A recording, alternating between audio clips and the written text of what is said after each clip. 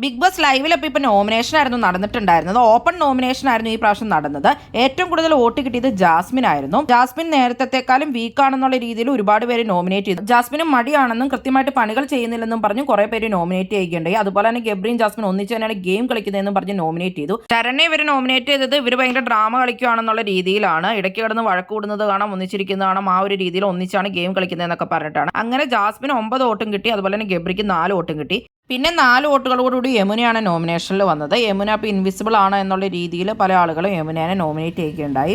Active അല്ല എന്നുള്ള കാരണത്താൽ 3 വോട്ടുകളോടുകൂടി പിന്നെ ശ്രീതു ആണ് നോമിനേഷനിൽ വന്നത്. അതിനുശേഷം അൻസിബ, ഋഷി, നോറ ഇവർക്കെല്ലാവർക്കും 2 വോട്ടുകൾ വെച്ച് കിട്ടുകയും ചെയ്തു. പിന്നെ പവർ ടീം ഡയറക്റ്റ് ആയിട്ട് നോമിനേറ്റ് ചെയ്ത് അപ്സര നോമിനേഷനിലും വന്നു. അങ്ങനെ 8 പേരാണ് ഈ പ്രാവശ്യം നോമിനേഷനിൽ വന്നിട്ടുള്ളത്.